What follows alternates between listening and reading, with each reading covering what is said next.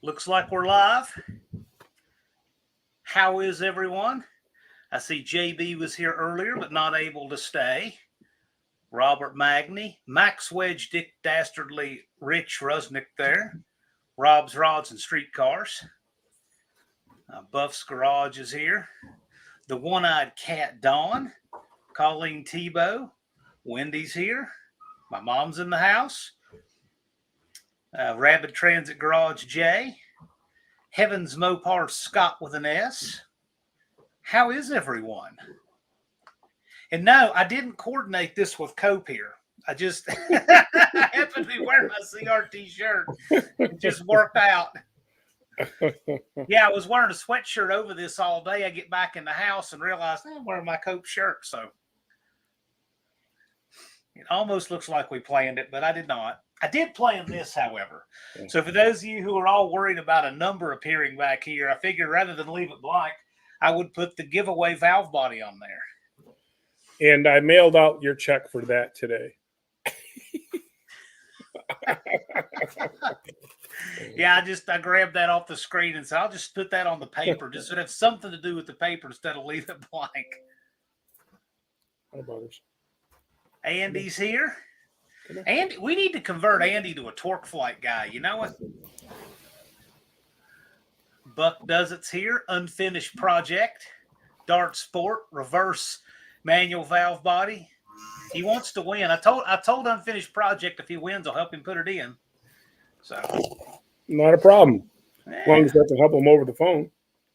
Yeah, well, I don't mind. I'll go up there. I don't care. Leighton in the house. Mexican Spec.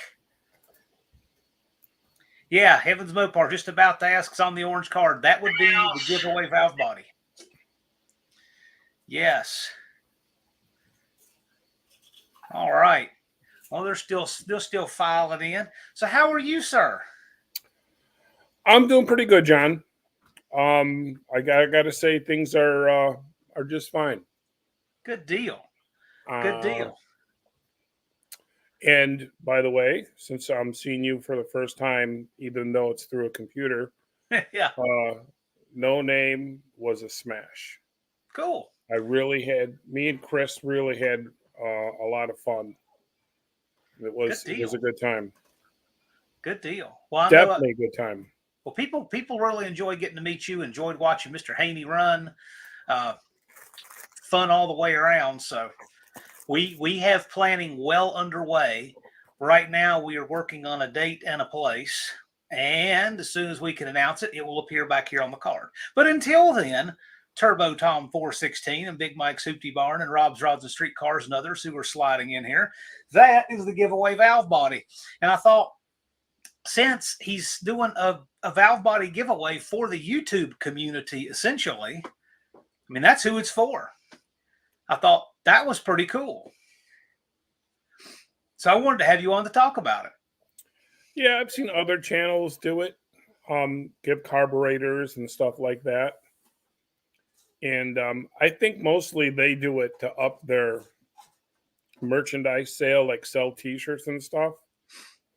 But I really wanted someone, hopefully, that has a YouTube channel to win it, so they can give everybody else a little bit of a feedback of what they thought of it, unboxing it, putting it in, driving, Yeah.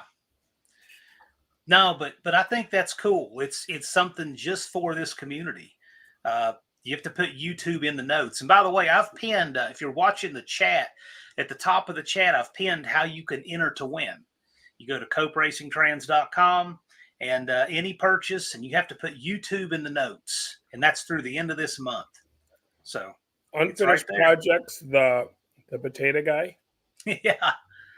That would be him. Was he at No Name? No, he couldn't make it. Had a conflict with work. I know he wanted to be. He's asking you if the 440 Power Wagon is complete. I see that, and I'll let him know. He is probably the number one responder to all my videos. Yeah, mine too, without a doubt. I mean, and he's usually the first one. But to answer his question, isn't complete, or is it running? It's not running yet. So this has been about a 4-year project, and we just dropped the motor and trans in. I made a very small video on the motor mount fiasco that we had. Me and the boys, putting it in and whatnot. We got it straightened out. So as far as where we stand, the motor, which is a 440, and the transmission, which is a 46RE with an ultra belt, is now sitting in the chassis. So that's where we're at. And then I have, of course, the fuel system, the cooling system, run a transmission cooler, mount the shifter, and then I bought a sniper kit for it. So it'll be that throttle body fuel injection by Holly. So kind of excited about that. That should be a pretty neat gig. I'm looking for the picture that you sent me of it in the truck. It's yeah. I'm sure you'll do some video, but here's the picture of that transmission in the truck. Woo! Look at that, baby. Has to be the deepest transmission pan I have ever seen. Yeah. Look at that. It's definitely not for a low rider. That is a thing of beauty right there. Check it out. Got the studs, to mount the pan. Got the drain plug. Very nice stuff. Well, thank you. And Andy says that Mr. Haney's transmission is top notch. I have to agree. That thing is really smooth. Trans brake doesn't creep. Button to lock up torque converter is very nice. Thanks, Andy.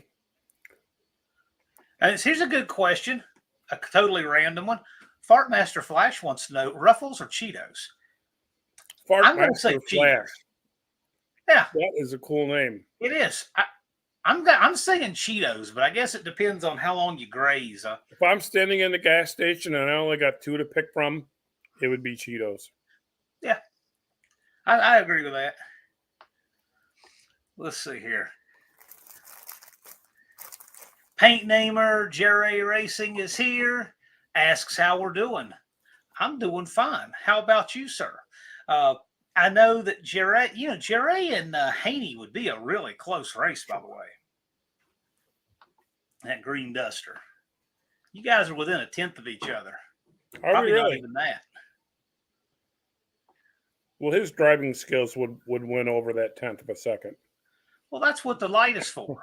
You guys should run on a Pro Tree or an Instant Green or something. At No Name, I never got to race Joe. Joe was the busiest guy on the property. He was, man. Was he not the Elvis of the whole show, or what? I tell you what, that I knew what would happen at No Name Nationals is that it was really gonna put a spotlight on people for better or for worse. Yeah. And Joe was a guy who really steps up. And I knew that was going to be a place for him to shine because Joe is known for having it together and performing and doing his thing. And I mean, he did really well in the bracket, and he was a half second quicker on the spray. He didn't let anybody know he was bringing. And Joe's a rock star. He's a little quieter. He sure is. Every time I went over there, just to get a little hello, a little glimpse of him, man, he was surrounded by people signing autographs and. Joe's legit.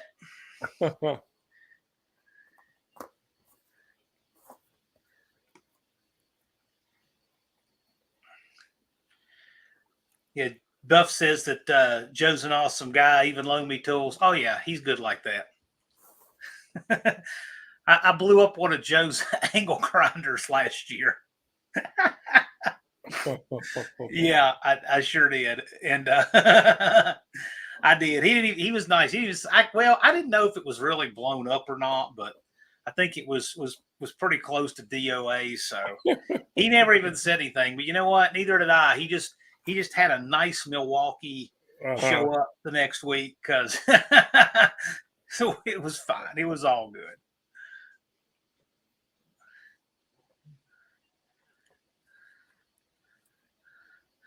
Let's see. Turbo Tom 416. Let's see. Sunday, he'll be making a video of how to start a 1916 Model T before the parade. Yeah, you know what? That would be really cool. Now, Rob's Rods and Street Cars asked important questions. This valve body is for a Mopar. Question: why don't you tell them about the valve body itself? Okay. It is for a Mopar, and it will fit either a 727 or a 904 that are it'll fit the years from 1966 to 1980. It's a reverse pattern, and the winner could pick if they want it set for street pressure or race pressure. And if they are in the rock crawler world, I have a lot of rock crawlers. It's a little bit of a different valve body to fit in the stock pan, but it's reverse pattern with low band apply. It's a high flow, high pressure, and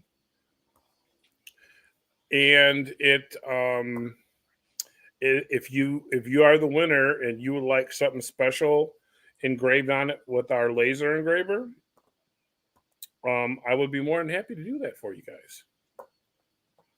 And actually, the reverse manuals is probably, I bet you, it has to be our number one seller out of all the products that I have.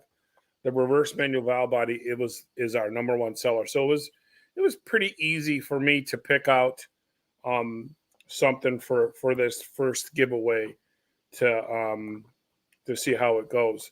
And there was one thing that when I announced it in my video, John, if you don't mind, I'd like to let everybody out there know. Oh yeah, man. It's one entry per person.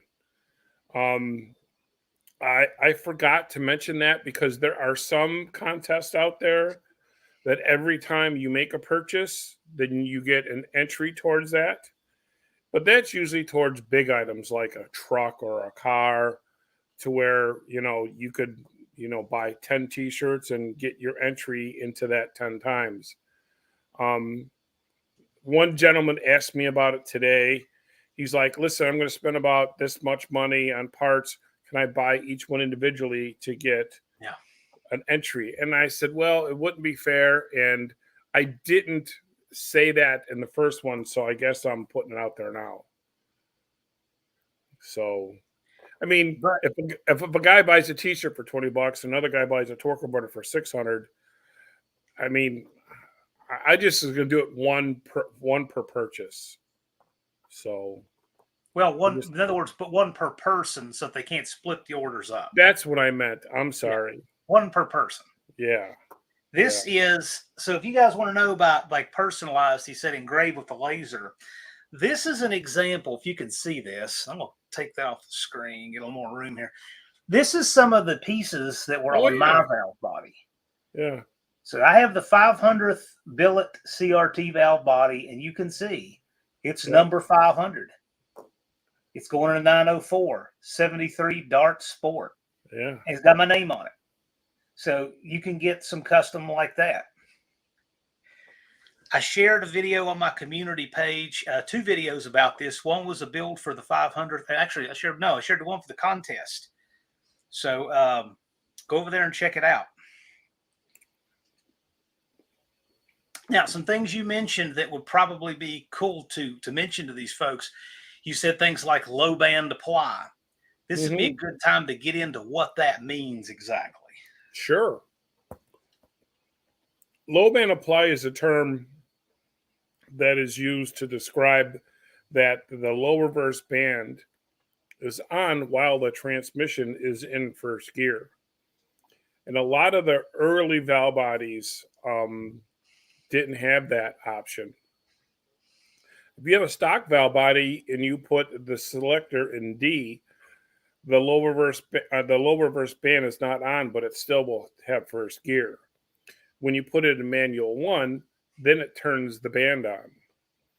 And for performance and racing, by turning the band on in first gear, the band goes around the low reverse drum. The low reverse drum goes in the sprag, and the sprag holds in first gear. So if you don't have low band apply, the only thing that's doing the holding would be just the sprag. And that's where the sprag becomes a weak point. So by turning the band on that goes around the drum and in the sprag at the same time that the sprag is being held, now you have two devices, the sprag and the low reverse band doing the holding. So it's like having two hands instead of one. That helps make the transmission safer because sprags are what can fail, and it can only fail in first gear. So by protecting that sprag, by giving it the band on or the low band apply or being applied in first gear, actually strengthens that sprag because it's not doing all the work. So it's a good safety feature, really more than anything, because torque flights, especially 727s, could explode. And actually, John, the gentleman that you did a live with on a transmission build, you did a live with him a couple years ago. He's from Arizona. I'm trying to think what that would have been. He's watching tonight. He's in the room. I forgot his name. Anyways, he just called today and ordered a drag sprag because when he was at the Brand X duct tape national thingy or whatever, he blew up a sprag. And he was going to go to the no name, but he's in Arizona. So it was too far for him. He's got 4 kids. He said he did a live with you. Oh, I know you're talking about Ruben. You're talking about Ruben. Yes. Yes, you're talking about Ruben. Great guy.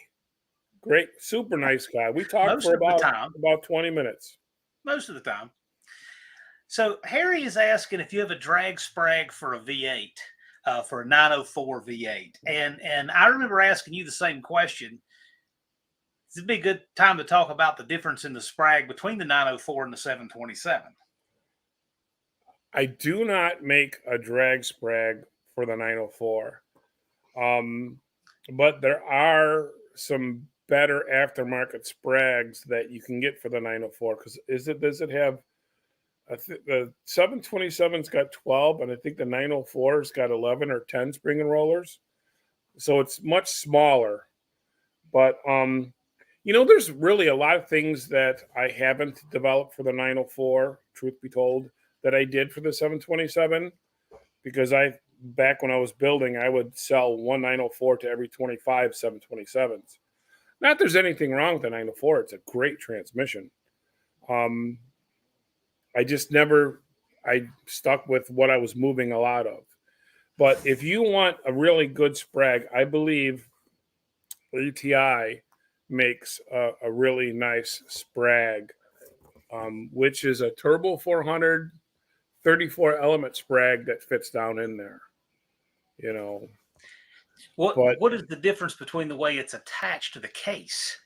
The 727s from the factory are just pressed in. The 904s, Chrysler used these big rivets, and it's riveted in. And actually, I've had customers call up for a bolt-in sprag for 904s, and a lot of times I would kind of talk them out of it because the bolts that go through the bolt-in sprag are smaller than the rivets that hold it in originally. So if the sprag race is good, I usually tell them put a new spring and roller kit in there and leave the rivets from Chrysler because they're bigger and stronger than the smaller bolts that will go in there. That's a good tech tip. I've never heard that before. Yeah, if you look at them, John, they're like battleship rivets. I've never paid that much attention. Yeah, they don't look like a round rivet. Like they're flat, and they have to do that when they're piping hot. Now, what do you go back with if that needs attention? Well, then you have to put a bolt-in sprag in it, which I do carry bolt-in sprags for 904s. So let's say that the gentleman destroyed the sprag cam, or it cracked or broke, or the retainer that holds the springs in and rollers is damaged, where you have to remove that to save the transmission case. Then you kind of got to grind down the heads of the rivets, bang that sprag out, and then put a bolt-in sprag in. So you can save the case by putting a bolt-in sprag in.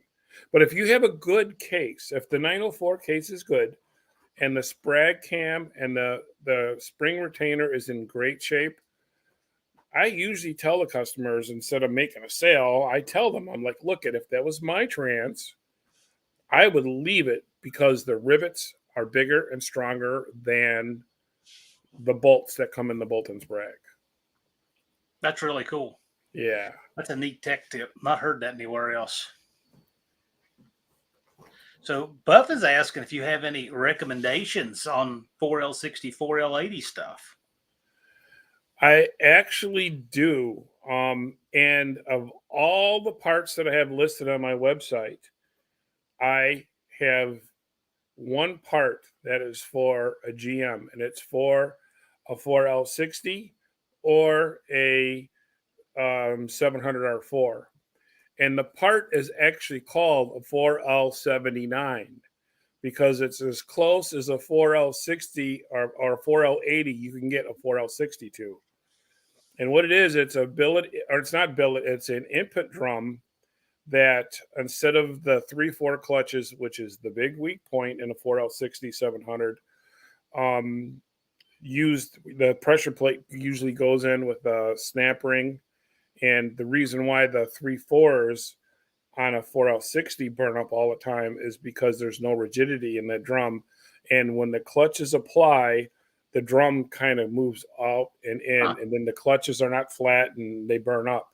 So if you go look at my billet drum section on my website, there is one part for a GM on my website. And the reason why is because a friend of mine owns a transmission shop in the next town.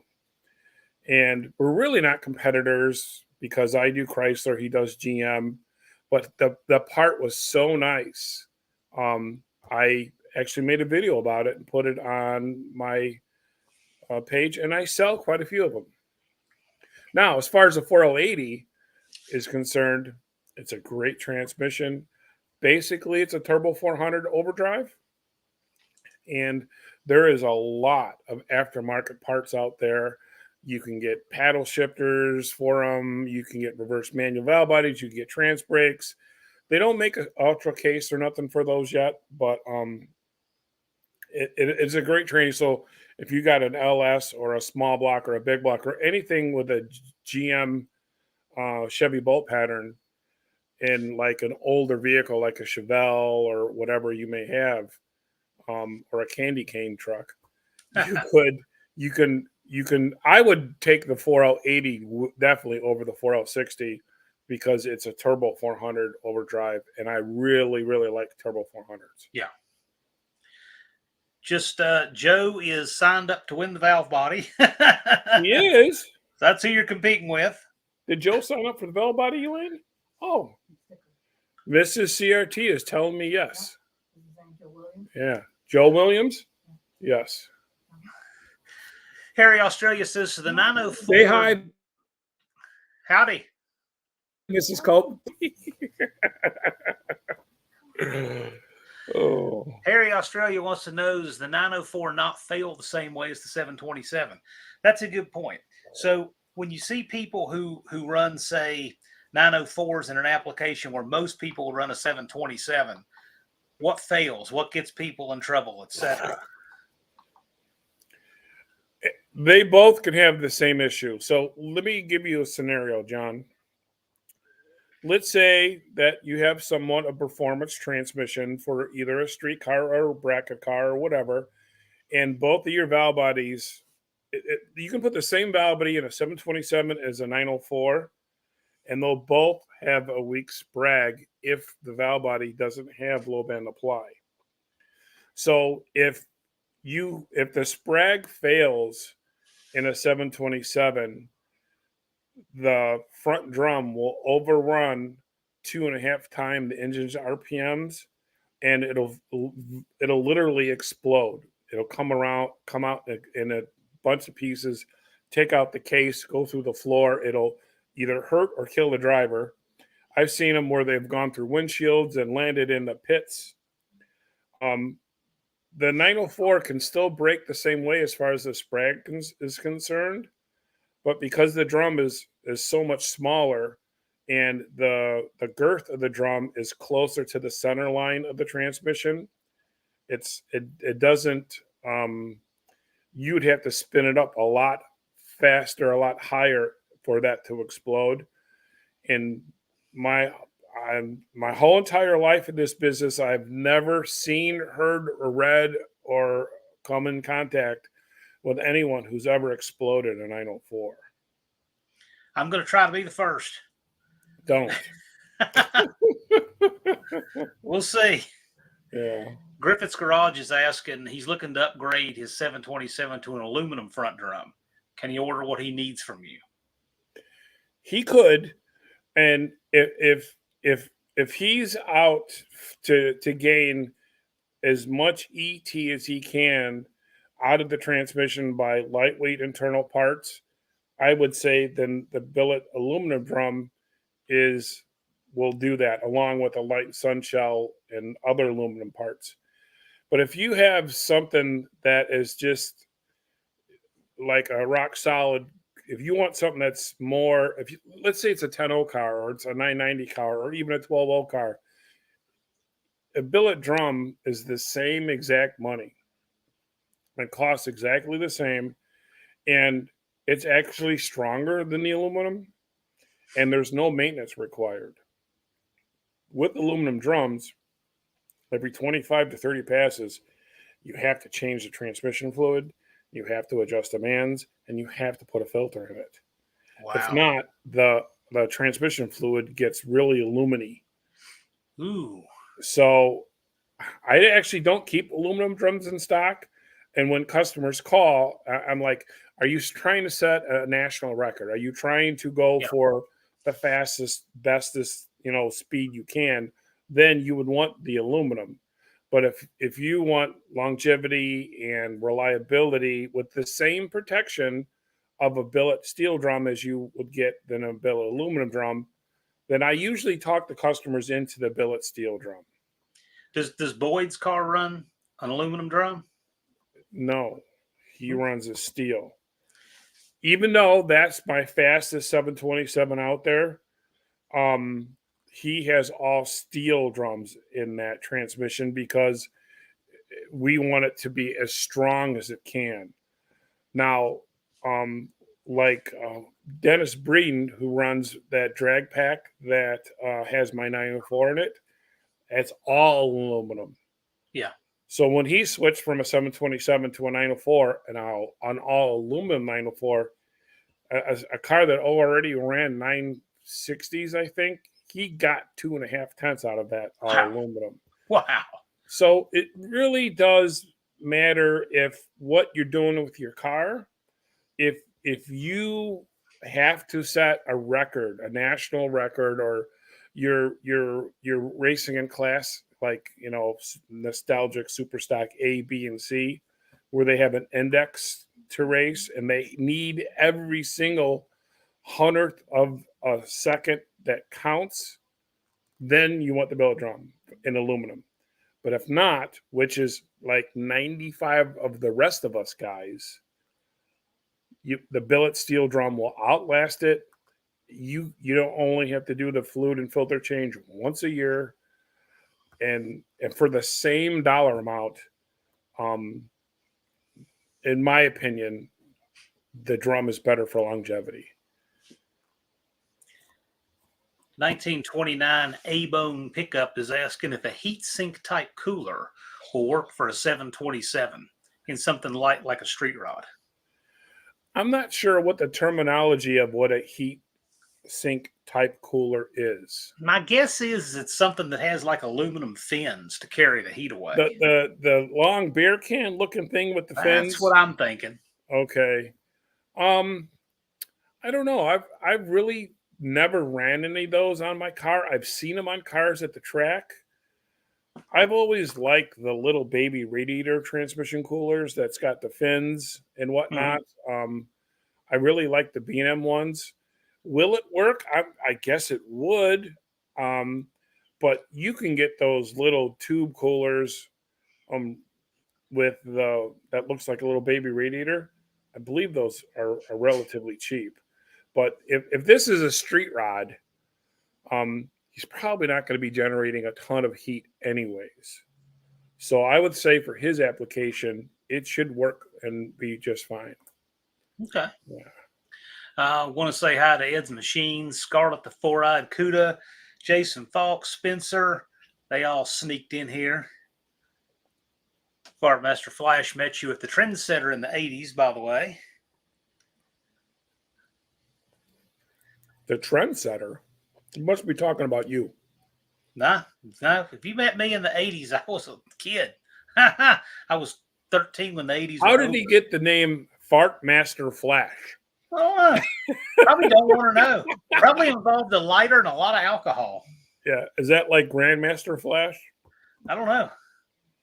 Is he in the funk? Well, Griffith says you changed his mind. So there you go. And the steel drums I do have in stock. So, and I'm not just saying that to sell you what I got in stock. If you wanted aluminum, Griffin, I can get it for you, but I usually don't keep them in stock. And I have the same conversation with the people who called, and I just did in the video here about it. Clint's asking what clutches that 4L79 drum uses. That's a great question. Instead of using standard 3/4 clutches that come in every 700 and 4L78 or 4L60, there's a special clutch that is the forward direct clutch from a Turbo 350 that's splined for the 700. So he has those clutches specially made. They come with the drum, and I believe it was 21% more apply area using the Turbo 350 clutches versus the regular 3/4 clutches on the 700 and 4L60. And they come with the drum. So when you go buy the drum, they come preset with the snap ring, the pressure plate, and they give you the return springs, and that's an option if you want to or not want to run the return springs in a 3/4 clutch. Joe just wants to make sure, can we get our grudge race at No Name Nationals in 2023? Well, Elvis, if there's not a crowd around you and I'll probably gonna have to make an appointment with your publicist, because by this time next year, Joe is going to be such a rock star. If you can pencil me in, this little peasant, I would be more than happy to try and get that race off with you, Joe. Hey, you're talking to his publicist. I'm the one he called the press conference with to do the live call out, right?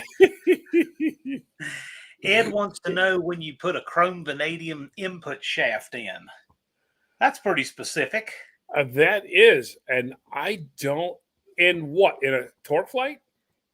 Because I don't think that terminology is used or that product is available for a 727. I have never seen it. The shafts for the input and output for 904, 727, and the 46, 47, 48 RE is all 300M hardened shafts. I'll admit, I'm not familiar with that terminology. So that one flew over the cuckoo's nest. Clint said the clutcher's the only thing he didn't upgrade on his 700. So that would kill two birds with one stone. Big Mike said he got Joe's autograph. You know what? If anybody wants my autograph, it's usually a bad thing. It's usually like signing a check or something. You know, you can always tell how much of an ego a guy has by how big his autograph is.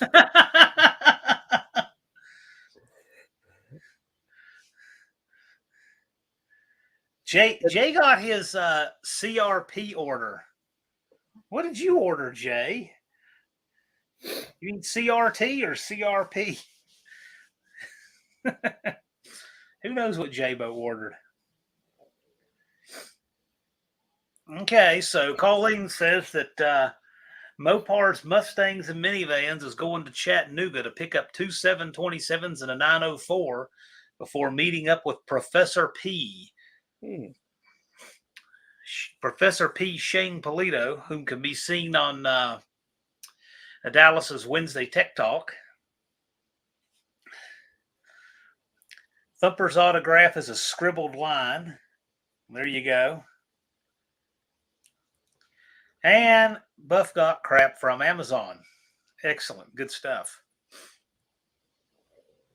And Mike's autograph is an X. Yes, we get off on all kinds of things like that from time to time. Mike was a great guy. I was expecting more of a Southern twang out of him when I saw the hat. The hat's great. The hat works. Oh, it was excellent. And you know what? He had a ball. Every time I see him, he had a big old smile on his face. Oh, yeah. Ed is asking if you have ever built a clutch flight. I never did. I've seen them. I've never even taken one apart. You know, so no, I've never built one. And I get people that call up that want to try and sell me clutch flights as a core, and I respectfully say thanks, but no thanks, because there is just, it's old technology. It really is. Torque converters have come a long way. Joe is saying that you're hitting us Southerners like the tax man.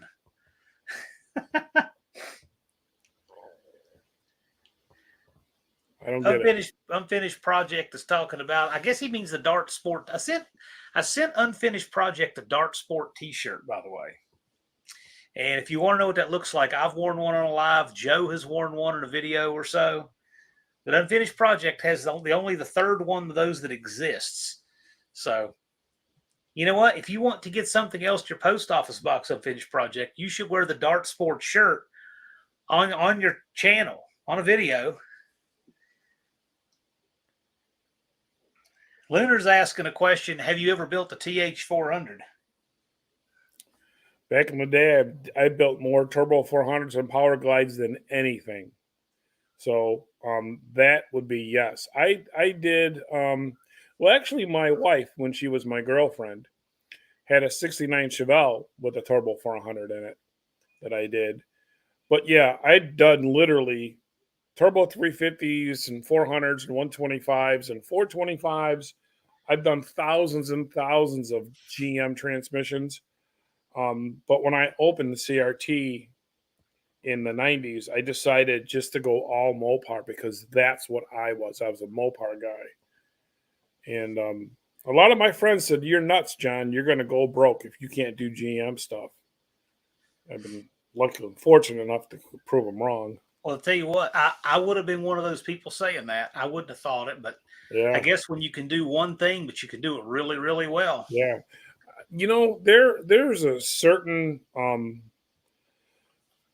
how would you call it? There's certain product loyalty that Mopar guys have. I would say the Ford guys also have it too. I see it with Ford guys, but being a Mopar guy, the product loyalty is it's something you can't be taught. You just got it in you. You just have it in you. And the Mopar guys are really loyal, as am I. Well, I think part of that may come from the fact that the Mopar aftermarket developed later. So fewer choices, and they found the people who were making the good stuff and stuck with it. That may be part of it. That could be. Yeah, you could be right on that. 29 A-Bone pickup again is saying, any remedy for converter drain back in my 727? started in neutral, let it run for 2 minutes. There you go. There is a fix for that. But unfortunately, it's always going to linger there. And it seems like once you go to a high stall converter, the problem gets worse, which is weird because you think that the smaller converter would be able to hold the fluid better than a bigger converter. But my diesel has it so bad that if I just let it park for 24 hours, I have to put it in gear or neutral to let it fill up. Even Chrysler tried to fix it a few times. They've updated the valve bodies. They come with that one-way check valve in the cooling line on the Dodge trucks, which all it did was fail and then cut off the lube. Then the Ooh. 545s and the 46 RE or the 68 FREs have that H valve in the cooling lines that kind of redirect the fluid back into the transmission instead of going to the cooler. That was a failure. It's kind of like having a Cummings with the little squeak when you shut it off. It's just part of the gig, I guess. But there is a fix for it. The Transco TF-2 kits address it a little bit with their revised manual valve. But I've been a Chrysler guy for so long, everything I do, I start it up in neutral. If it sits for a long time, that is. Well, unfinished project, by the way. He plans on wearing his Dart Sports shirt when he introduces his project for next year's No Name Nationals. So good He's for him. A different car? I don't know. Oh. I don't know. He likes to be kind of eccentric and elusive. So we'll see what he does. I gotcha. Now, you mentioned that about the Transgo kit fix and that. So out of all these years of development and changing things, what kind of revisions have you made to the valve body and refinements over what Chrysler gave us? Well, are we talking just automatic shifts, John? Or anything. Well, with reverse patterns, those things like the valve body that we're giving away, it really shines as far as the flow is concerned, because with an automatic transmission valve body, it still has to use all those passages that you see with check balls blocking one passage to open another, valves that have to stroke to achieve a shift. With the reverse pattern, and especially the billet valve body, I almost double, sometimes triple the flow of a passage going from A to B, which might be from the pressure regulator valve to either the servo for second or the front clutch for third. So that's probably the number one thing, is improving the flow of the valve body to have it as less restricted as you can. So in a high performance application, you're getting as much fluid directed to the clutch or the band or whatever you're wanting to apply that really makes a difference. I know that, you have lots of internal leakages and stuff like that in valve bodies. I mean, have you tried to correct that? So I guess what you're saying is you try to get as close to 100% of everything going through that circuitry toward applying the clutch, toward applying the band, and not leaking out somewhere else. Yes, but really a valve body is a controlled leak. Yeah. If you notice, like if you did, like, you ever been into GM transmissions? They're really big on using. They're really big on using gaskets between the separator plate and the case and the valve body, where Chrysler doesn't do that. They don't have valve body gaskets like all the rest of the manufacturers do. And Ford's the same way. The C4, 5, 6, and all those transmissions don't use no valve body gaskets either. So it's considered a controlled leak. If you ever seen a valve body in an Answermatic, man, it's squirting all over the place. It looks like a fire truck with 100 hoses hooked up to it. That's just the valve body makes, and the pump can overcome that. Here's a real good, for instance, in trans brake applications, we have a hole drilled in the front drum, and is a 60 thousandths hole. Now you think, man, you got a 60 thousandths hole in the third gear drum, that's going to burn up the clutches. But there's so much volume there and pressure that it doesn't. Hmm. So, and I've seen some other people that had trans brake issues come out with gaskets for their Chrysler um, valve bodies to try and fix this or try and fix that. But yeah, flat sanding them is very important. Polishing the valves is very important. Checking and making sure all the bores are good, especially when you're using, like, let's say you got a 68 Roadrunner, and now you got a valve body that's 55 years old, that's got a lot of use on it. So you really got to pay attention when you're doing the final assembly. I just want to give a quick mention here. Ed's Machine, our friend Ed here, is at 492 subscribers. Woo! If you haven't yet subscribed to or checked out Ed's Machine, you might check him out. Got some good content over there.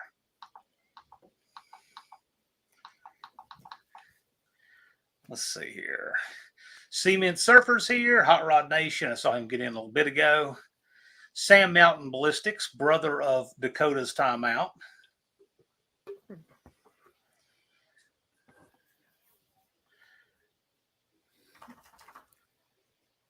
Lunar says he's hesitant to do a 4-speed swap until the end of next drag season and drive the Supra competitive next year. Okay.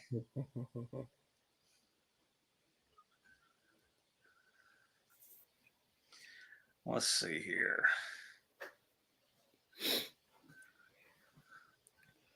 So how were those White Castles, John?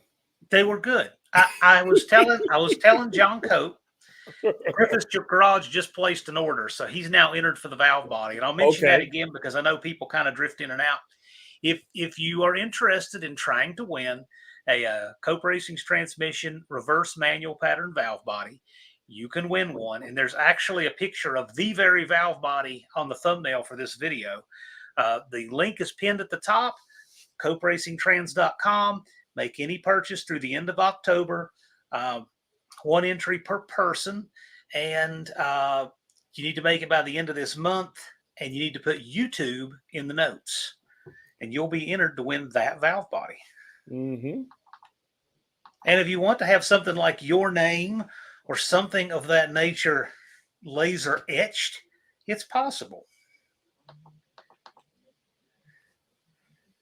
Yeah, Hot Rod Nation says Ed's Machine is awesome. Yeah, go check him out.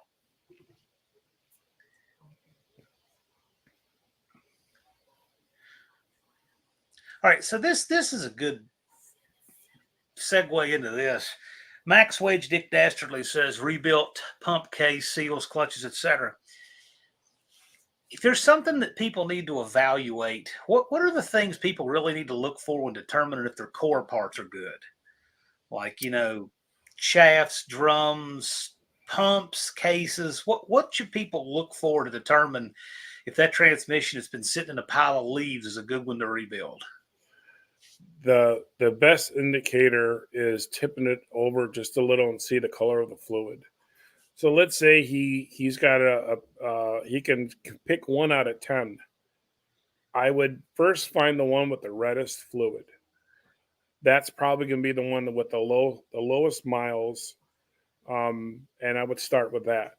Then once you open the transmission, you're going to have to do a very thorough inspection, and this is when you can spend some alone time with just you and the parts, with no one bothering you, no answering the phones. And once you get them cleaned, I do it all the time. I'll pick up one part and I'll flip it like 5 or 6 times looking for any imperfection. And if it looks good, I'll be like, okay, I can use this front annulus, set it off to the side, and then grab the second part. It's more visual than anything. And then everything that what we call in the business soft parts, which would be clutches and bands, paper, rubber, rings and seals, bushings and washers in your filter, should always be replaced on every unit that you do, regardless if they're good or bad. Joe is asking for racing a 727, in your opinion, how many turns? He wants to know on your band adjustments. So, what are your band adjustment procedures? They are the same as stock. And it doesn't matter what valve body you have or what lever ratio you're running. I've always told them to do the bands, which is loosen the nut, tighten the stud up to 72 inch pounds, back off that stud 2 complete turns, and then tighten it. The adjustment for a 904 low reverse band is different. It's 3 turns, but for a 727, both of the low reverse band and the front band are 72 inch pounds back off 2 turns. Andy says many people skip doing the bushings and says that's a big mistake. Yeah. Especially with Ford transmissions. No, really. I ain't yeah, kidding. no. And I think it stems from the Type F. Yeah. Because Type F is really a really thin fluid. And the one thing I've noticed is when you put Type F in a GM transmission or in a Chrysler transmission, it seems to be hard on the washers and the bushings, because I feel that the fluid's so thin it doesn't cling to the washer to keep it lubed, and the bushings like Dextron does. So coming from a Ford guy, that's rock solid advice. Andy gives a lot of rock solid advice. Yes, he does. That is more important than just brand. Yeah. So if Andy gives you advice, doesn't matter if it's Ford or GM or Chrysler or whatever, Yeah. he's a good one to listen to. J. Russell Finch is asking, what is the point of straight cut planetary gears? That's a good question. It is. With helical cut gears, the load is put on less part of the tooth, like the footprint of the tooth coming in contact. When you go to straight cuts, the whole contact of the tooth going straight up and down has a better contact area, which makes them stronger. So straight cuts are definitely stronger than helical cut. I mean, those gears are Rockwell hard anyways, but straight cut gears are no messing around gears. That's for sure. Now, don't straight cut gears also have less thrust back and forth? Yes, and they're also loud. You can hear straight cut gears through your helmet in a car, which I like. Yeah. You know, it gets me. I'll hear these people say, man, that Holly Blue pump is really loud. I'm like, if that bothers you, your exhaust isn't loud enough. Scott has a rebuilt 727, and he says it has a deep pan. Do I need a spacer or something for the filter to make it drop further? You should. If you're going to run a pan, you want to lower the filter down as far as you go. And if the pan is chrome, you want to take your whizzer gun and get all the chrome off the gasket area as much as you can, because it will leak. Every chrome pan is a guaranteed leak. So, I guess, though, we don't know what kind of pan that is. What would be a measurement? That might not be something you would have in your head. It's kind of a reference thing. But he should be able to measure the depth of that thing to figure out what spacer he needs. Yes. I sell filter extensions. The most common one is 1.25 inches, and it comes with the filter screws. But like your old Mopar Performance steel pans they used to sell, those were only 1 inch. Yep. So. Yep. So I have a 1 inch deeper pan. It takes a 1 inch spacer. I also have used the A500 pans, and they're a little bit deeper. And so it depends what he has there. But if you Scott, if you can send me a picture of that and measure the depth of it if you want, I can try to help you get the right spacer. And you know what? There's one thing I want to say about that, John. A lot of people have called me and asked me, hey, I just put a deep pan on my transmission. Where do I fill it? Where do I fill it to? And I at first when I got those questions, it really caught me off guard. And I go, well, you fill it to the same level. And the guy's like, well, it's deep pan though. I'm like, well, the whole point of putting that deep pan on is not to run it low on fluid. It's to have more capacity. So for everybody who runs a deep pan, and this goes for your engines too, the full mark is still at the same location on the dipstick. But I know why they're asking that though. They're asking that because they're thinking about the engines that run the deeper pan to get the windage better. I see. And I know that's where that question comes from. But if you look at the design of an automatic where you have the valve body and all the rotating parts above, it doesn't matter anyway. Yeah. But I know that's why it's got to be where that comes from. So Max Wedge Dick Dastardly's asking, I can't find out exactly why it delays engagement at first. I'm assuming when you put it in first or drive from an idle and it delays engaging in gear. What will be a common cause for that? Wasn't this the gentleman asked about the drain back? I think that's the same guy, right? I think it's a different person, actually. I don't think that okay. was Rich Resnick there.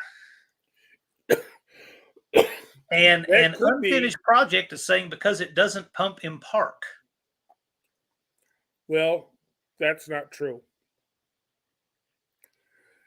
It does pump in park, but when you put the manual valve in park, all the fluid that's being pumped is just dumped right back in the pan. And I'll tell you why they did that.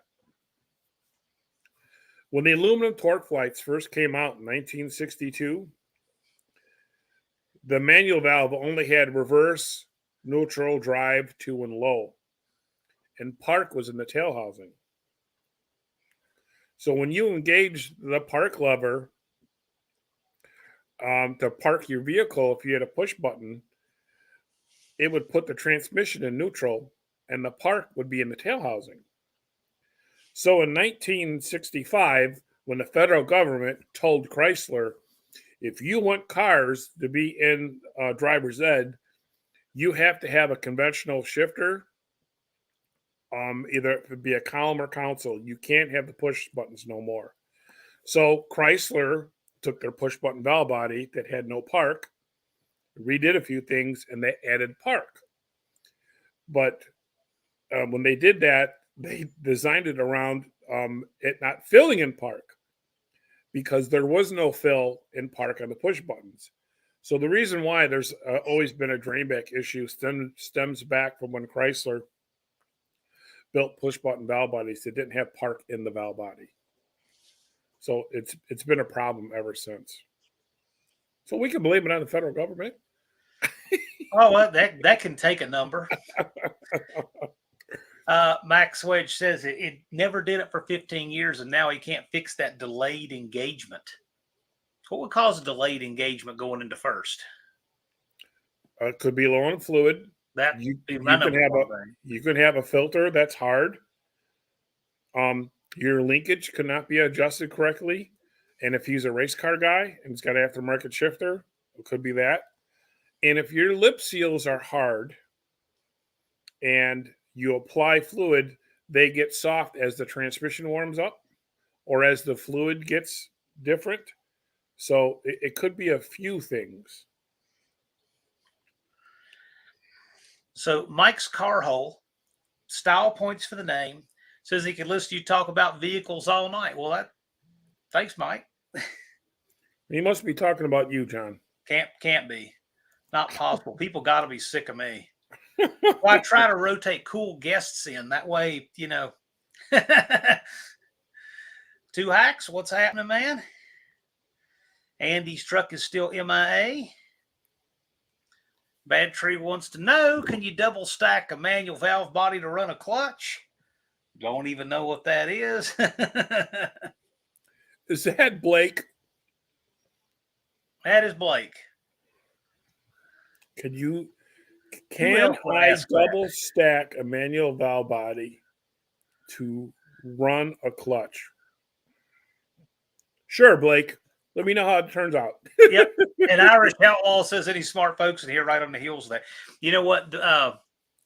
There was a guy who asked one time, and I don't do any firearm stuff on YouTube, but there was a guy that a fellow instructor I know, someone asked him a question. Wouldn't it be easier to unload a magazine by taking the base plate off and just letting it unload that way, right? With the whole spring pressure, just unload. The answer was, do it, film it, let us know how it goes. Make sure you wear safety glasses. Sometimes you just have to give that answer. Just go for Yeah. it, right? Jeremy, the dirty hippie, is in here too. Oh my goodness. And Mrs. Dust Devil is in here. What's up, girl? She was one of them that made it to my Welcome to the CRT channel video. Yes. I like that. I saw Deke in your latest one. That's good stuff. Irish Outlaw has a question. He's going to pull the FMX out of the Ranchero in the morning, throwing in the used one he bought. Besides new filter and seals, what should I throw in it? Well, That's how. I don't know. I would at least do a master overhaul kit. FMX is kind of a weird trans. You really got to pay attention to the valve body and all that when you do that, because there's the servos bolt on to the case, and there's two section of valve bodies connected with tubes. So I would really have your thinking cap on if you're going to do an FMX. Dawn, the one-eyed cat, says, so on push buttons, park is a manual engagement? ? He just keeps a chalk block in the car.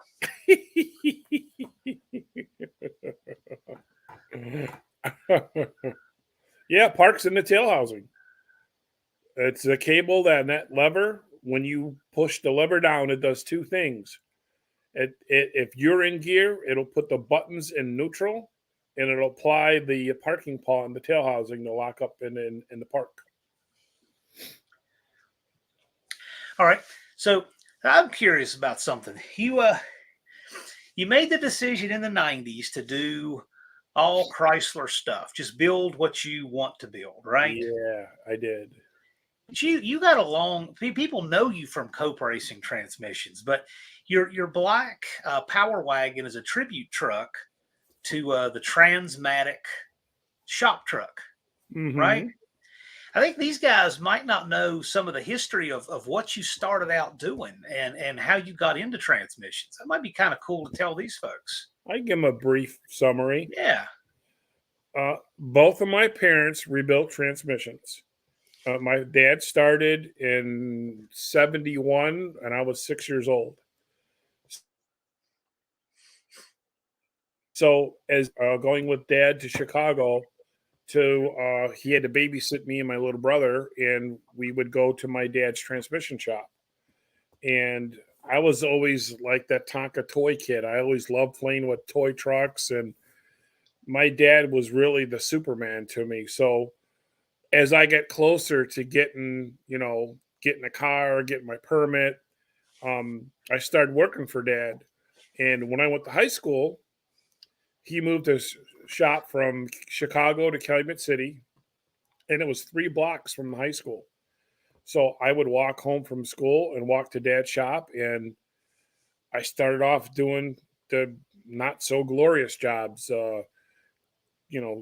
cleaning transmission cases and washing parts and put them on the shelf. And then I moved to R&R transmission. So by the time I got out of high school, the old man was just starting to show me how to do like turbo 350s and stuff like that. So, matter of fact, I'm 57, and the only thing I've ever done to make any money in my entire life, I've never done anything else but transmissions. Wow. So the Power Wagon my dad had when I was a kid, I used that vehicle to go get my driver's license. I took the test with it. And we picked up customers. We snowplowed. You know, it was his little service truck. So when Dad passed, I thought, man, that'd be so cool to build that truck and dedicate it to the old man and have the truck that I drove in high school. So that's what that's all about. But That's yeah, I really love cool. doing it. Want a shout to Redbeard, Square Body, Nathan. So you guys slid in here. Alan's Cars and Stuff. And it was a good question by 29 A-Bone here. 29 A-Bone is on a roll. He said, why did they use two pumps in the early push-button transmissions? Assuming he's talking about the torque flight. Yes, he is. The primary pump was used as it is used today to put the transmission throughout the fluid throughout the transmission. The rear pump and a push button does one thing. It feeds the governor pressure. So if you left the pump gears out of the rear pump, it would not shift because there'd be no governor pressure. So, and it's funny that you say that because me and my dad used to get in arguments about the push button. He'd tell me these wild stories, and I always thought it was urgent legend that you can push start a push button Chrysler transmission because it had a rear pump. And I argued with him, and I'm like, Dad, you cannot do that. All it does is feed governor pressure. I would go get his books out from 1962 and open up the schematics, and I'd be, look, Dad, and I'd show him, see, this is where it goes. He goes, John, I'm telling you, we used to do it all the time. And I'm like, baloney. And then I went on YouTube and I did a little push button, push start, and sure enough, there's guys out there doing that. And you got to think about that. Austin from Daddy's Money Garage has a video doing it in his 65 Fury. Yeah. So when he's not going to the lake with Whistling Diesel, he is starting his 65 Fury in gear.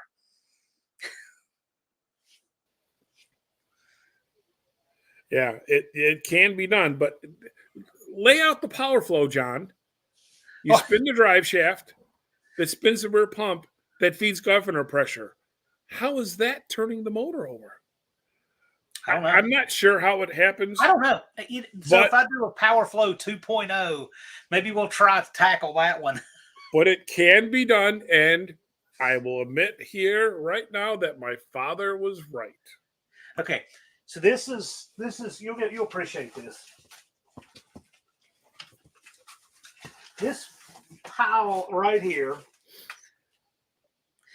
This is my notebook from 2021, 2 years ago, from New River Community College. This is my transmission class notebook. Wow. Okay.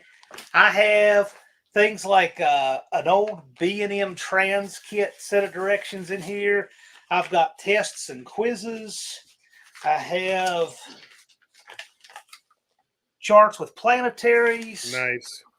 All this stuff. I have just pages and pages of hand-drawn notes here from the first transmissions I ever built. So I'm not saying I'm any good at it at all, because arguably I'm not, but I do like them. It is neat. It's interesting to me.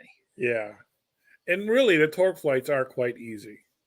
Yeah. I don't know if you know this, John, but I was a teacher at the local college here. Oh, no, that's cool. I taught transmissions 101 and 102. 101 was manual transmissions and differentials, and 102 was automatic transmissions. Okay. And I did that for about 3 years. It was really cool. I probably would still do it, but my racing was getting hot and heavy, and I needed as much time as I could. So I resigned from that. And I did it after hours. So I was teaching night classes. Yeah. Yeah. It was really cool. And every once in a while, I see my student, hey, Mr. Culp. I'm like, you can call me John, but thanks. I know that we were talking I don't know, last week about my community college.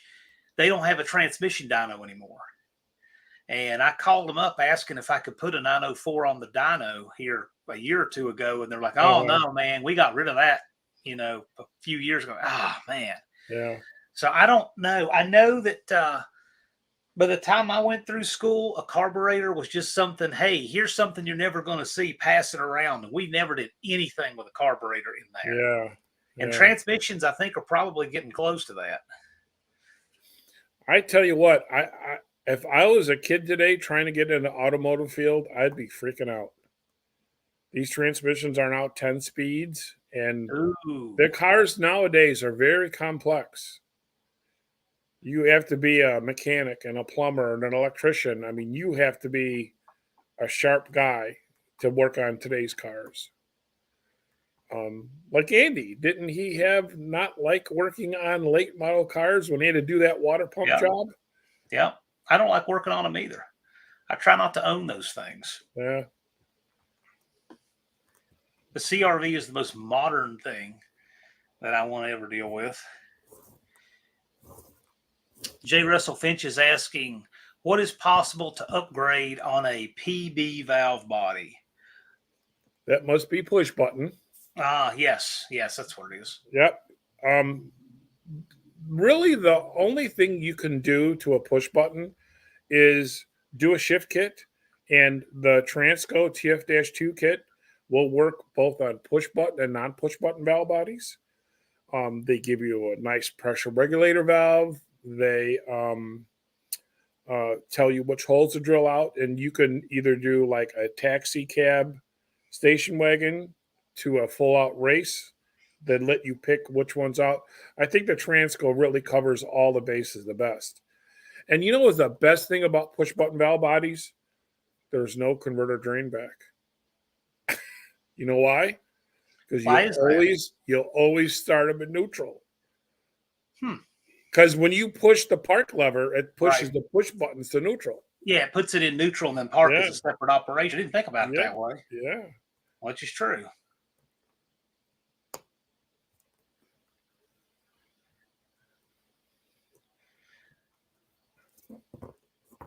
Well, unfinished projects talking about doing a water pump in a caravan.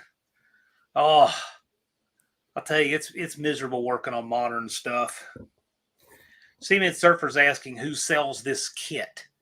Not sure what kit you're talking about. You're talking about for a push button, or you're talking about the Transgo? The Transgo is available everywhere, but yeah, I got them on my website. Okay. Yeah, Max Wedge Dick Dastardly says he never should have taken the push button out, and now it's gone. My 63, the car you used in a thumbnail, was a push button car. And, on Dodge vehicles, the push buttons are all on the left side of the steering wheel. And every driver I know uses their left hand to race on the wheel and their right hand to shift the vehicle.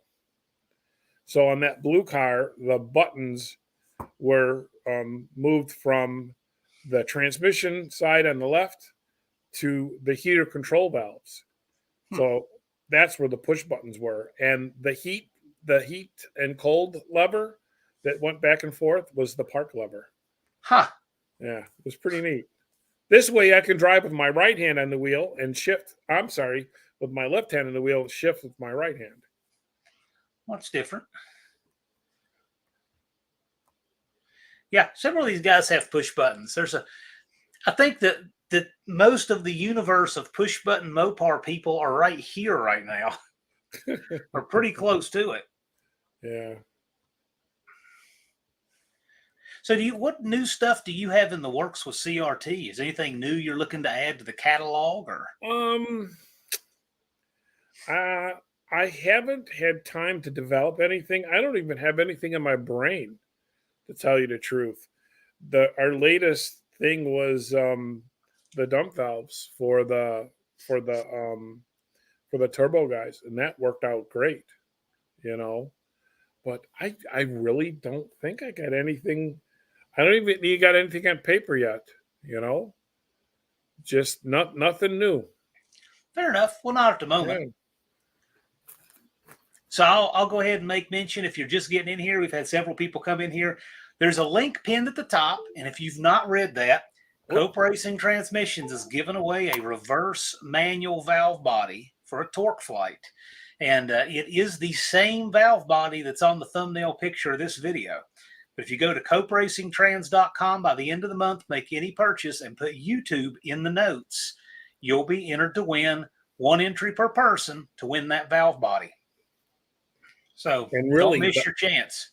The odds right now are great. I think Yeah. there's only maybe 28 or 30 people. Yeah. Those are some great odds. Yeah. So that's a lot of bang for your buck. Don't Yeah. miss your chance on that. Shop 209's asking a question here. He's worried about blowing up the drum in his TH400. Is that common? yes, it is. And unlike torque flights that explode in the starting line, turbo 400s explode at the finish line. Ooh. There are some great videos out there. I just saw one that come past on Facebook on a Transmission Brotherhood where the guy was explaining how and why he took the gear set of a turbo 400 and he chucked it in the lathe so he can spin everything. And he showed what happens. All you need to do for a turbo 400 to explode through the finish line is shut the car off. Oh, wow. Yep. Because what that does is it shuts off the forward drum and allows the rear of the transmission to overspeed, and then the drums just explode. Yep. I tell people that I'm pushing a clutch pedal in when they're coasting down a hill. So my advice is to you with the turbo 400 is to educate yourself. It's a big problem, especially on cars that have tire shake and that are making big power. Let's say 1,000 or more. If you're just like a 12-second bracket car, you're probably going to be okay. But there's a lot of these guys. I mean, they're nasty explosions. And if you look at all these guys on Street Outlaws and you see the in-car camera shots, ain't none of them got a floor covering the transmission. It's right there. No shield because they have a reed case. I could never understand that. Even though all their floors are tin anyways. But the transmission is right next to them. Well, so that brings up two questions, and I'm just speculating here. Is this a place where a clean neutral is helpful? I believe that turbo 400s have what's called a safe neutral. So when you kick it in, the forward clutches turn off, but the direct clutches stay on. I'm not 100% sure on that, John, and I can't answer that, but I believe theirs is a little different than how a torque flight works. Mm-hmm. So, okay. Well, that also brings up a good point too. What do you recommend for protection on that or any other transmission to protect yourself from an exploding transmission? yeah. Well, the first thing I'll talk torque flights because that's where I shine. So if you have a torque flight and you want to protect yourself, and you can probably apply this to turbo 400s also, you're going to want a valve body that has the low band apply feature. You're going to want to take the cast drum out and put a billet steel drum in it. You're going to want to make sure that you have a transmission blanket and not a shield and not a carbon fiber shield. Because I've seen stock drums go through the case and through the shield, the SFI approved shield, go right through it. The only thing that can contain an explosion is a blanket. But if you have a billet steel drum, you don't have to run a blanket. You can run the shield because blankets are an oily rag underneath your car with dragging straps. Where the carbon fiber shield is carbon fiber. You can knock on it, you can wipe it down, and it's like brand new. So, but yeah, low band apply, a drag sprag or a good sprag, a billet steel drum, and some kind of a safety covering device, if it be a shield or a blanket. But let's say you're a 13-second guy and you want protection and you only got, let's say, a few bucks to get it. You can't afford the valve body. You can't afford the billet drum or the sprag. And you are racing with a stock drum. The only thing that will contain an explosion is a blanket. So you should get a blanket that goes from mid-bell housing to the rear of the case. They sell them from pump to the case. That's not enough coverage. So if you have a blanket, that will be the only thing that saves you from having the explosion come through the floor and in the car. And this happened to me. I don't know. Did I tell you that story, John? Oh, no. In 1989, I believe it was, when I was racing the Coronet. I was street racing, and my valve body didn't have low band apply. There were no billet drums in the 80s. And I was in the Coronet, and I was street racing, and a transmission exploded on me. It was a violent explosion. It broke my foot in 3 different spots, and it cut off 2 of my toes. Oh, man. So yeah, now I remember you telling me that. I didn't remember what that was. They that was put my toes back on, and I'm fine with that, and everything's fine with my feet. But you meant that was in the Coronet? Yeah. And it was, to this day, it was the only transmission that I built that exploded, and it happened on my own car. So I'm not telling you because I want to make hey, look, that was a skinny me. I'm not telling you this to scare you. I'm not telling this to sell you a low band apply or billet drums or anything. It happened to me. And I was a dumbass for street racing. And luckily, the 2 friends at the time, they come to visit me in the hospital, and they said, "That's it, John. No more street racing for you. You are going drag racing." And then, so once I got out of the hospital and I got the cast taken off my foot, we rebuilt the car. We painted it. We put a new motor. I put a blanket on the transmission. And that also, I wasn't drinking when that happened.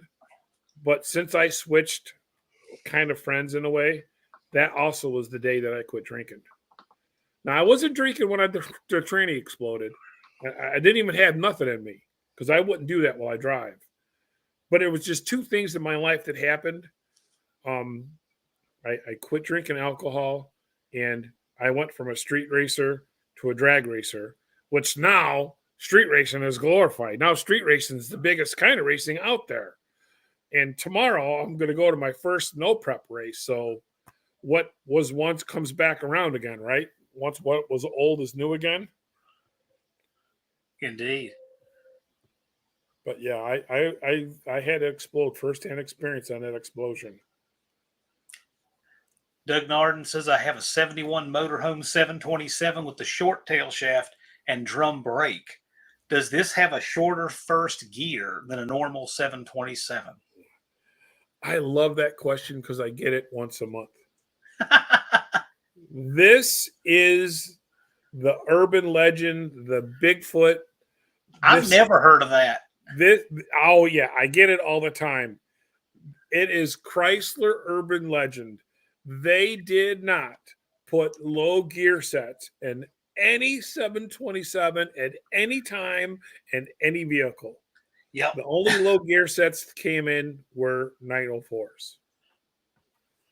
So the Loch Ness Monster does not exist in the 727 world. I get that all the time, and I get a chuckle out of it. Well, and I know what probably happened, John. One guy took a motorhome out that probably bought like a Mopar Performance low gear set and put it in there. And then 10 years later, some guy took it out. And it was one story of a low gear set in a motorhome. And then now it spread like wildfire through the Mopar community. I think it's the same guy that got the motorhome 440 engine that we all know makes 600 horsepower because it Yeah, came out of a motorhome. yeah, I don't know why that is such a thing. The motorhome 440. People would pay more money for one just because it came out of a motorhome. yeah, yeah. But it's a thing. It is a thing. Danny Boyd says he recently read that the top loader, I'm assuming the Ford, and the 833 are stronger than the Muncies. All I'll offer to that is that my late friend Robert, he was a big proponent of the top loader, and he raced one deep down in the eights in a Comet behind a big block, and you could never sell him on a Muncie or an 833. So I don't know. What's your take on the 833 top loader in Muncie? Going to the manual transmission world for a minute. Oh, I don't know. I don't even know if I can get. I think anything with straight guts is going to be a bad mamma jamma. Now, what kind of experiences do you have with manual transmissions? Because everybody knows you for automatics. I probably do about 3 or 4 a year, and I've done a lot of T5s. I do a lot of transfer cases. It's just, I mean, I kind of like doing an 833 once in a while. I can break out my old tools, and you know, um, they're cool transmissions. It's kind of nice to have something different on the workbench once in a while. Dutch Guy's Garage is asking a question. Does Cope make a low band apply reverse manual valve body? Looking for a first gear friendly setup for autocross and road racing for 727. You must have just tuned in. Dutch Guys, you are in luck. There is a pinned comment at the top of the thread that says if you want to win a reverse manual valve body with low band apply, you can go to coperacingtrans.com by the end of this month, make any purchase, and put YouTube in the notes to enter to win. You need that. You guys should do that.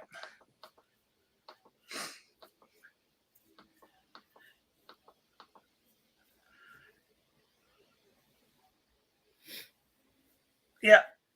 Mopar Man is talking about the mullet business up front, party in the back. Yeah. That old picture you put of me up there. Yeah. That's it. Let's see. Leighton says that he missed a 440 in an RV for 100. The only problem is it was 100 for the old RV. Exactly. He had to get rid of the RV. That's the cost of those.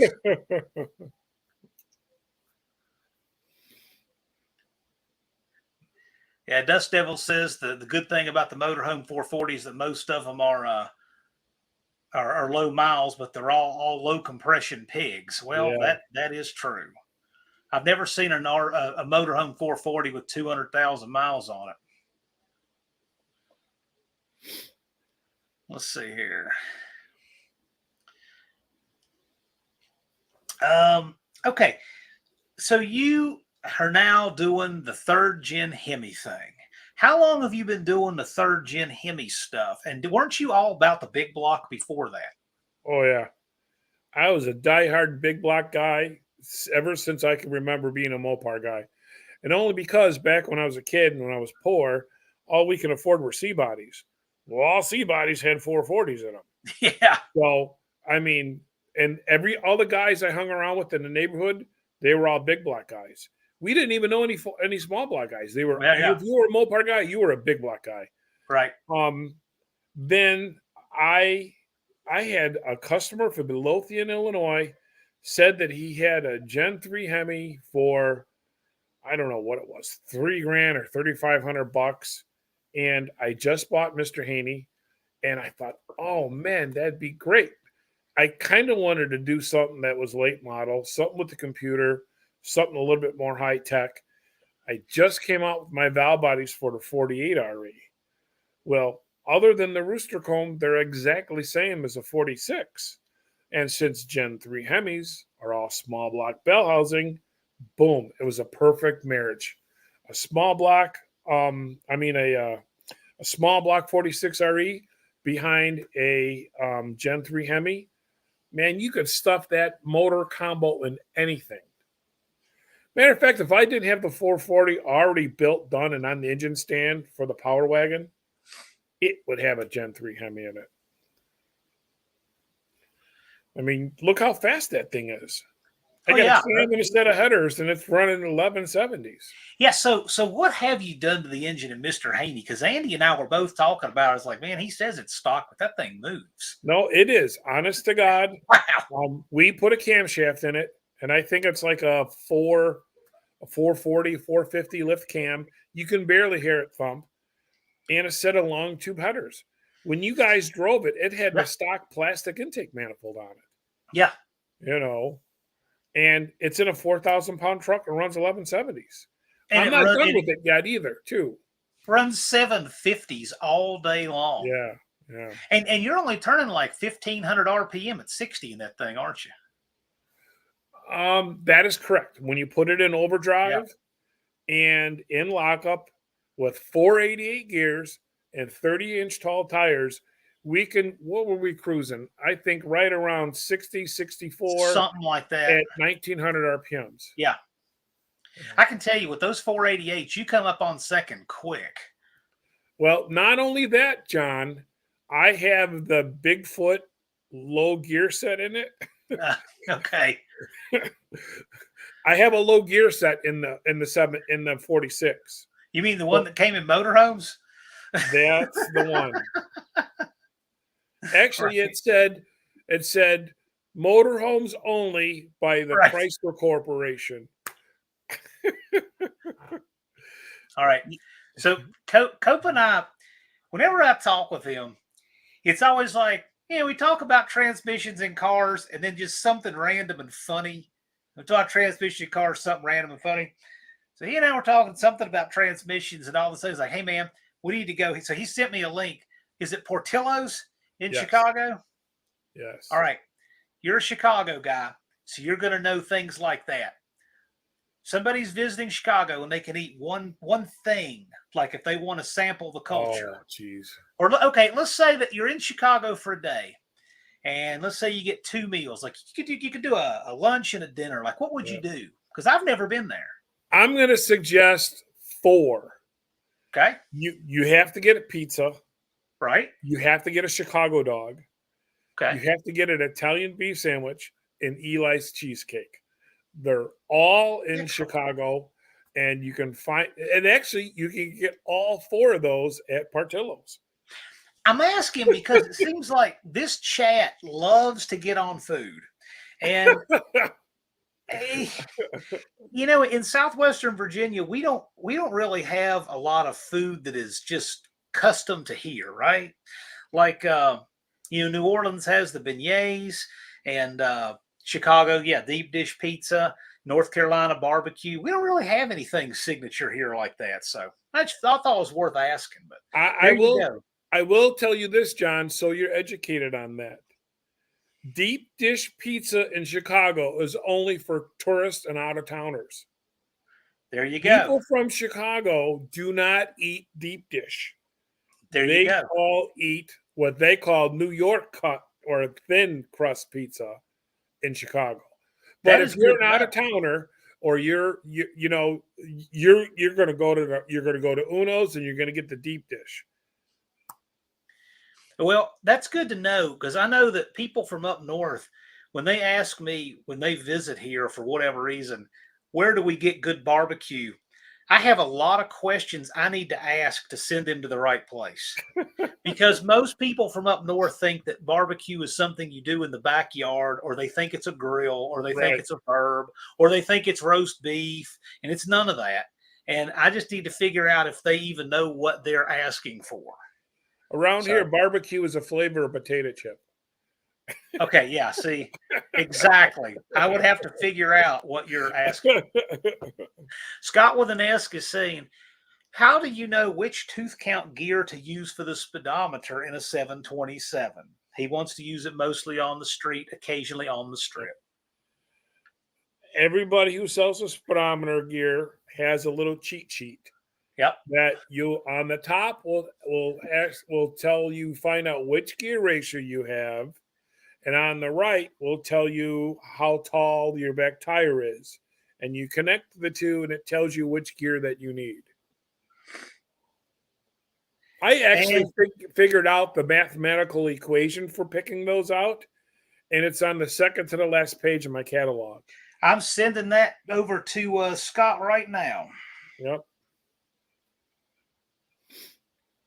But all you do is look at the cheat sheet, and I'll tell you by your gear ratio and tire size which one you need. There you go, Scott. Yeah, I'm telling you, for real. Yeah, ooh, Jay Russell, Dakota's drive to your house for that one. Yeah, see, Mexican Spec, he gets it. What else is there but cars and food? Girls. Yeah, see, music took over Dallas's live. Yeah, there's a few topics that they can really get on. Food, music, but of course, cars always dominates the conversation.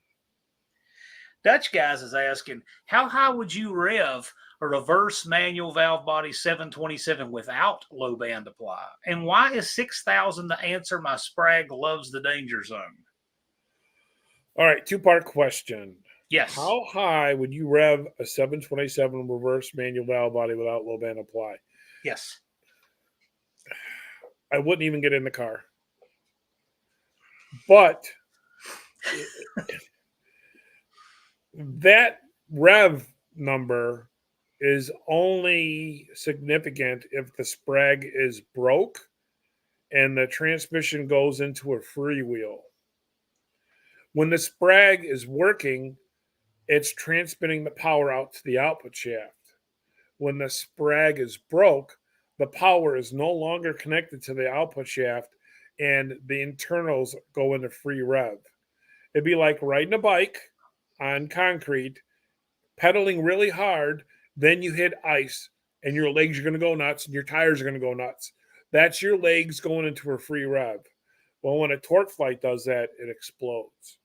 And you only have to be at 4,400 RPMs for the transmission to be at 9,000 RPMs. Oh, man. So that's when they break. And if you had a slant six 2-barrel motor with a 727 behind it, and let's say you had it on an engine stand, and we purposely did not put the sprag in it, so it represents a failed sprag. If you took that slant six and just floored it, and it went up to $4,000, the transmission would explode. Wow.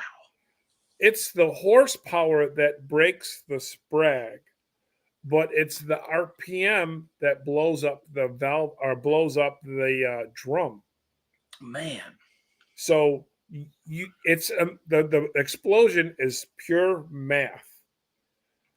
4,200 RPMs on the engine, the transmission is going to be at 9,000. And they say they blow up about 91, 92. So I'm sitting here trying to think in my head how the power flow of that works. If your sprag isn't holding, the transmission goes in reverse. Oh. But okay. It doesn't go into reverse gear. It goes into a reverse ratio. And on my next video, it's going to be strictly on this subject. Mm-hmm. And I'm going to do what the Turbo 400 guy did. I'm going to put a gear set in my lathe and spin it and paint the gears different colors. So you can see. And then I'm going to take away the sprag and spin it to show everybody what the transmission's doing.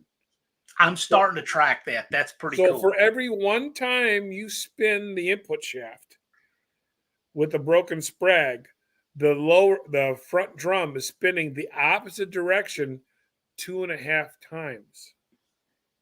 And on a free rev, that's when they explode. For some reason, under power, because we all can take our motors and go in first gear up to $6,000, the drums don't explode because they're under load.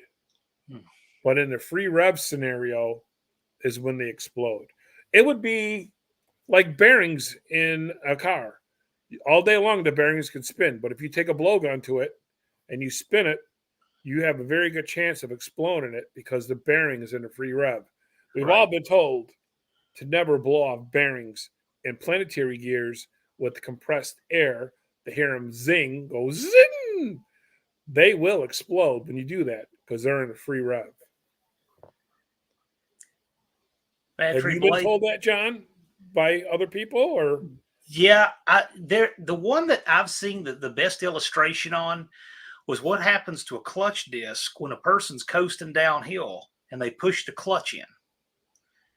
So if you're coasting downhill and your clutch disc, let's say that you're coasting downhill at 45 miles an hour and you push the clutch in and you coast faster, you're disengaging that, but you're using all of that multiplication without any engine braking, and it is Yeah, spinning that clutch disc to really excessive RPM.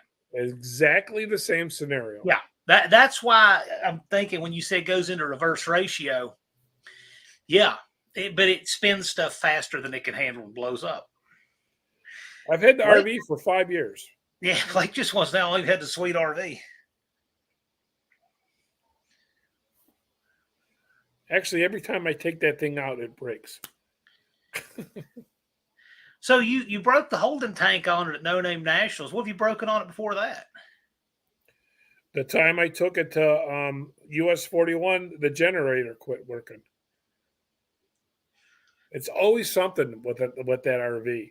And I those can things drive aren't it cheap from to coast to fix. coast and it'll drive fine. It's all the little things that are in the coach that have to work that you're constantly upgrading. Tell you what, it's a good way to travel, though, isn't it? It is. It is. It's you don't even know with an open trailer. You don't even know what's back there. The only thing that sucks is it's a little windy out. It pushes you around. Colleen said, aside from the obvious, I guess she means bell housing, bolt pattern. What is the difference between a small block and big block 727? The internals and the valve body, nothing. They're all I the same. didn't know of any. Now they do make an HP tranny that'll have 4 pinion planetaries, but if it was let's say a 727 behind a 360 and a 727 behind a 3D3, Mm-hmm. they're identical except for the case. Everything is interchangeable except for the case. What are some of the oddball differences with the 904? Because you were telling me that they had a lot of one-off stuff in 904s, and I wasn't aware of that. 904s, I tell you what, you can write a book thicker than a Bible that tell you what the differences between the 904s. Well, you got, of course, the first gen, which is I call the push buttons. Then your 66 to 71 was one set of drums that had take its own pump and input shaft. Then in 72, they changed it to one big ring, one small ring. In 78, they changed it to 2 ring on the shaft, 1 ring on the hub. And you can get it in a beveled pump and a non-beveled pump. And then when they start putting them in the Jeeps in the 90s, because they still ran 904s, they changed them again. So when you do 904s, it's not like a 727 where basically you have an early and a late. With 904s, you got to be very careful to keep the pump, the front drum, and the input shaft and hub all together anytime you do any swapping. Then they made 3 pinion planetaries in steel, 3 pinion planetaries in aluminum, 4 pinion in steel, 4 pinion in aluminum, and 4 pinion in wide ratio. So What that's had the close ratio 4 pinions steel? Because that's what I need. Say that again, John. So the 245, the Yes. close ratio. What had that? Because that's what I'm looking for the Dart Sport. 4 They pinion first planetary put steel. those in some of the slant sixes when they start going down in horsepower. And I would say the easiest way to find one of those is your Diplomat Cordoba Muratas from 80 to 84 or 80 to 83. But those are all the deeper gear, though. Those are all the 274, those, aren't they? Yeah, I thought that's what you asked. No. I'm talking about the 245 ratio in 4. Those came in everything. I got hundreds of them on the shelf. How many do you want? Okay. Well, I was going to say, that's what I'm thinking Yeah. we're going to need to keep a close ratio on mine. Well, I think you're saying that backwards, John. Well, I have a set of the 274 gears in steel, and I They have a call bunch that of the them in wide aluminum. ratio. The wide ratio, Yeah. yes. Okay. So you call the 245 the close ratio? Because they're closer together. They are. 245, You're exactly 145. right. Yeah. Or you could just call it 245. Yeah. Well, and I was actually counting the teeth on them. It's a function of the way the planetary works that changes the second ratio. It's not the other side of that sun that's actually any different. It's just the forward side. You're absolutely correct. Yeah. Now, if you could take that low gear ratio and move it to the backside, it would become a 227. Huh. So, we make 227 gear ratios for 727s. It's a low gear set, but on the back end. Okay. So, the big part of the sun gear is in the rear planetary, and the pinions on the rear planetary are small, Yep. and the ring gear is bigger. Never thought about doing that, Yeah. but it makes perfect sense. Yep. Very cool. I learn new stuff every time I talk with you, so this is cool. This is fun. I actually like the math around planetaries. It's really different. You can't just count teeth. It's a little more involved in that. Yeah, it's the size of the gears too. Right. Dutch guys is saying that the one thing the FM and J body Mopars had going for them, the low gear A99 999. Yep, that is true. I gotta sit up.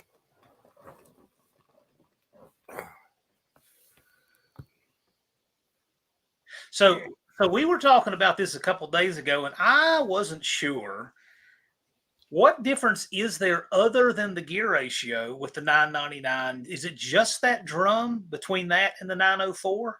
Because the 904s came with the low gears after 81. That is correct. So it would be the 5-disc drum, the beveled pump, and then the rear drum. The splines that are on the rear drum are taller to accommodate the 5 clutches. And then I believe they changed the rear support. Instead of having it 4 bolts, 5/16, they went to 6, if I Okay. remember correctly. Okay. But other than that, it's the same. And I could never decipher between the 998 and the 999. I have no idea. I You know that know, they called the 998 a medium duty, is just what they called it. yeah, And the yeah, 999 was a heavy duty and whatever. And they changed, I think, one number a piece when they went to that yeah. like 32 RH and 31 RH and that kind of system. You know what the really old timers call them? What's that? They call them a Torque Flight 6 and a Torque Oh Flight yeah. 8 is Yeah. what they call them. Yes, I've seen that in the old parts store books. Yeah, yeah. So back before they had computers at the parts stores and they had the catalog that was, 6 feet wide, Yeah. that's what you had to know to get stuff like even a pan and filter kit. They would say for a Torque Flight 6. Right. Doug's asking a question here. So will my motorhome 727 have stouter planetary gears? Nope. Same gears, same planet. They're no different than a station wagon. There's no different than a Polara. They're either 3 or 4. Yep. We're doing the Mythbusters right here. Exactly. So once and for all, the motorhomes 727, the whole planetary set is the same. Yes. And there's only one ratio, 245, 145. J. Russell Finch asks, what was done to your 63 Dodge transmission? If you guys haven't seen it, that is the wheel standing card in the thumbnail. That's the 63 Dodge that used to belong to Cope. I thought it'd make a cool thumbnail. I love that car. That trans really didn't have a lot. It had a reverse manual valve body, push button, trans brake, front rear billet servos, 4.2 lever, heavy duty band strut. a billet steel front drum, and the Bigfoot low gear set. I put low gear sets in everything. I've been a low gear set guy. And I did it in the Cornet. I did it in the Blue 63 because I love doing wheelies. And so, of course, I put one in a Hemi, but unfortunately, I haven't got Hemi off the ground yet. Haney gets a little off the ground. I'm not Not, sure. not, not like my other cars do. Didn't you get a little air under the right front at Jeffers and Haney? I think you did. That is so little, John. I wouldn't even call it a wheelie. It's seen daylight. It's nothing like what you did in the Coronet or in the 63, but yeah. And unfortunately, today, the car, tomorrow's the last race. And it's going to be my first snow prep, but it's the last race of the season. And there's what Haney looks like right now. oh man. The rear end's making noise again. So I took it out after I made a couple passes with the draggy. The rear end started making noise, and I got it apart, and I can't find nothing wrong with it, but I can see the heat marks on the ring and pinion. So tomorrow, my old friend Bo Mendez is going to come over, and we're going to put two brains together on one rear end so I can go out one more time tomorrow night.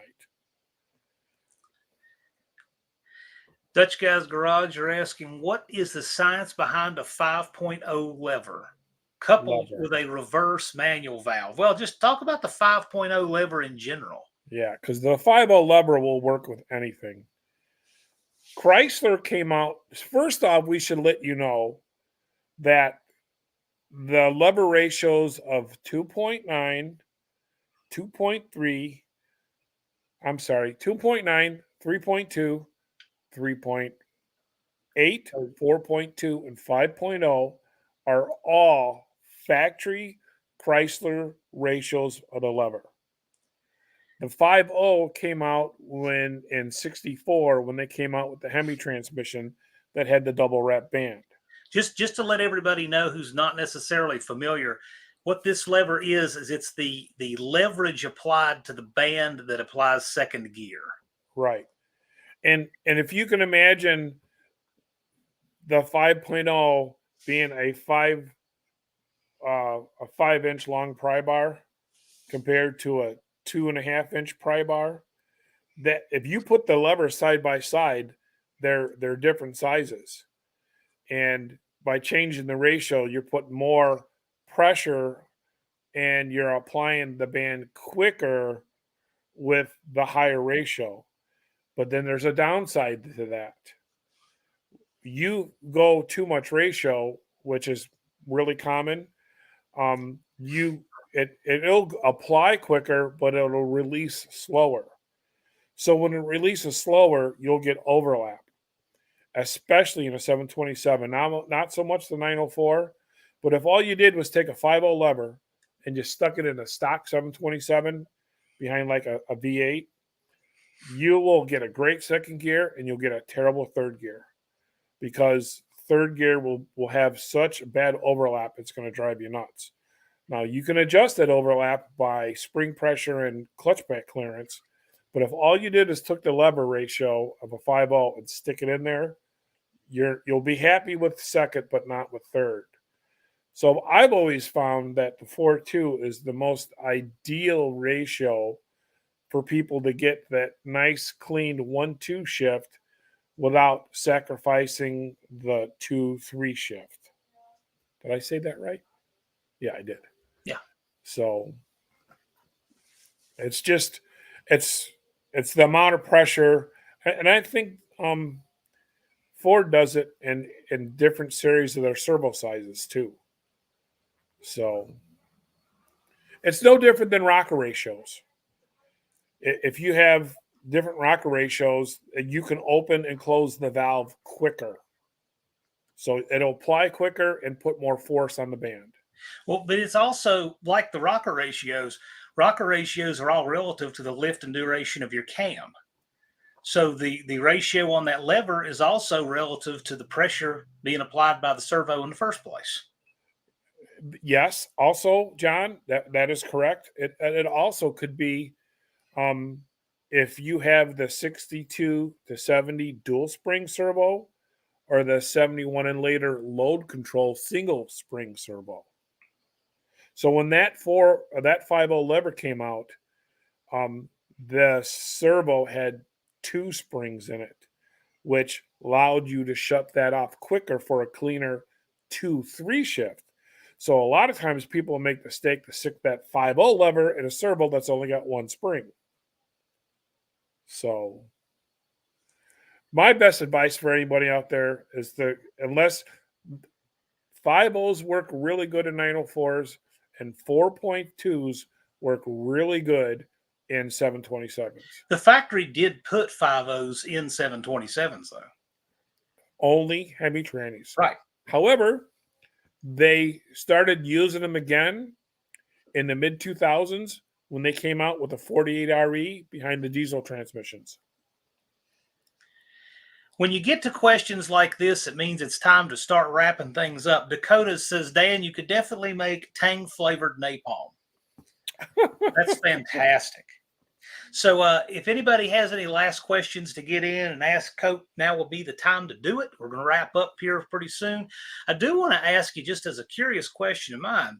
So old Andy Wood there is thinking seriously about going to a 727 behind his Boss engine in Casper. What do you think it would take to make a bell housing for that thing so that he could do it?